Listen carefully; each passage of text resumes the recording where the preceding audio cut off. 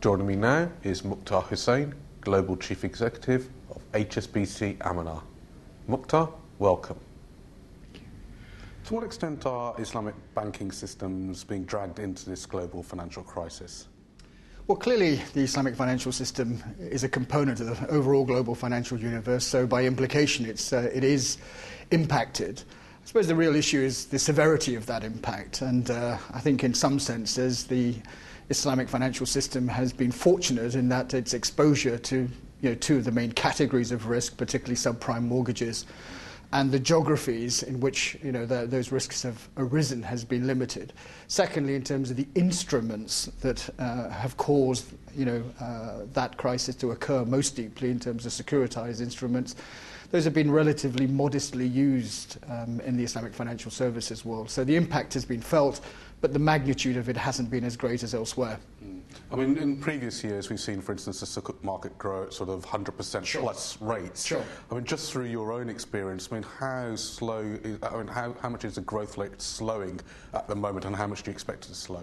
Well, I mean, year on year, 2008, in comparison to 2007, we saw a significant drop in volumes, around 50%. That in itself isn't a concern per se, simply because the rest of the debt capital market globally slowed down.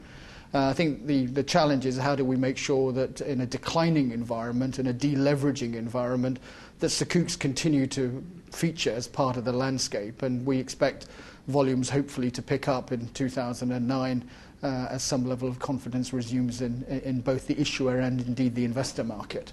Do you feel as though there's still significant pent-up demand out there for sukuk?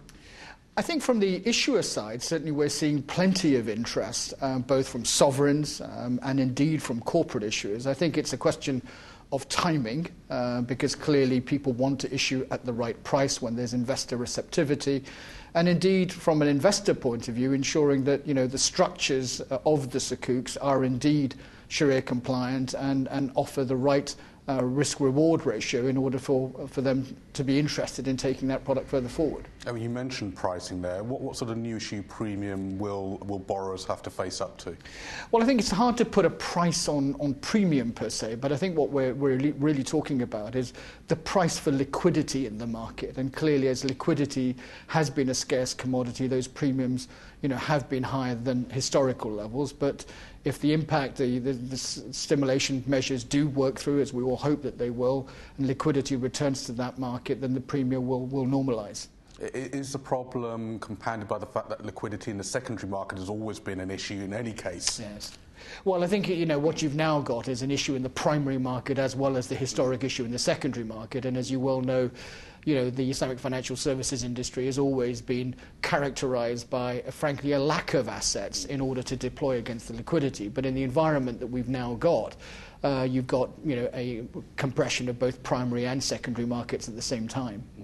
Do you think, more generally, that international banks will pull back from Islamic finance as they are sort of restructuring or deleveraging their balance sheets? Do you think that some of them will actually sort of pull out the business altogether?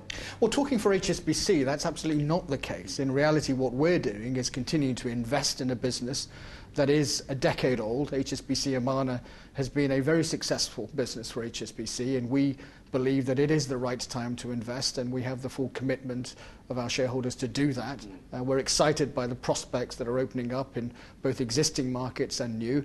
I think obviously the story for other financial institutions is very much dependent upon their own circumstances, both in terms of the capital that they have available, and I fear that in the case of some there will be necessary retrenchment. In the case of others, there may be kind of localization of ambition. But certainly we're faced with a challenging environment going forward. Particularly if those institutions are now more dependent upon government money.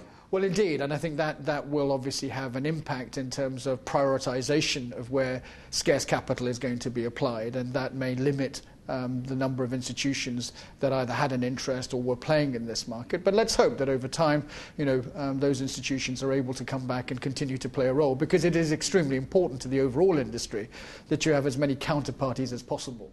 Do you think that pullback potentially offers bigger opportunities for regional and local institutions? Well, I certainly think that the vacuum that might be created actually allows space for both domestic and regional institutions to build their capabilities, to invest in their structures, to become larger players in their domestic and regional markets. And one of the themes that HSBC believes strongly in is that actually there is a great value long-term for financial markets in having strong domestic and regional capital markets, so you get an efficient intermediation of savers and borrowers, and that would be very welcome. We talked about the problems that the Sukuk market is facing and the slowdown in growth there. Where do you think the growth product areas will be? Well, the growth product areas are really a function of where essentially there's going to be investment of capital. So, one would assume that obviously given the importance of infrastructure globally as a way of dealing with the current crisis, there will be opportunities in that specific asset class to provide support. But doesn't the liquidity squeeze mean that big project finances will have to scale back? Yes. The drawback of international lenders also is going to affect big project finances. Well, that's a very good point, and I think what will occur is that effectively the project finance market will have to restructure itself against the liquidity availability and pricing metrics that are available from the financing market.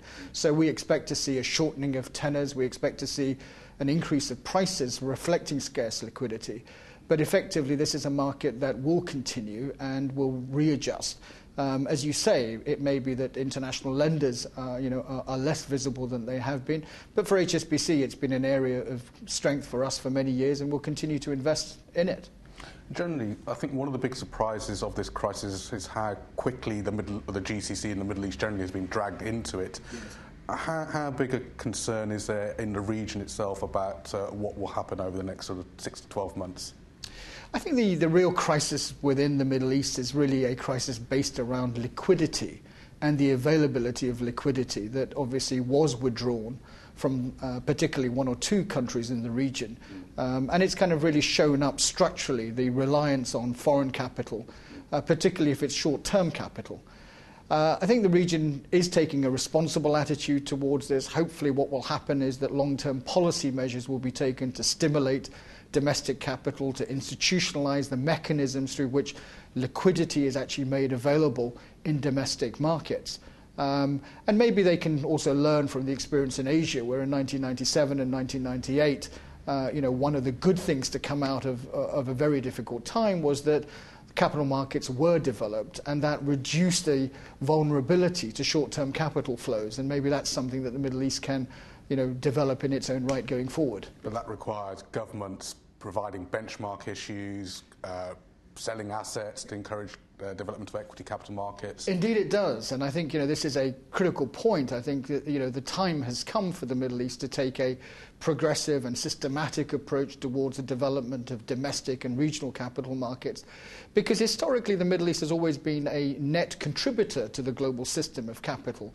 What it probably now needs to do is continue to be a net contributor, but mobilize its capital more efficiently domestically and regionally.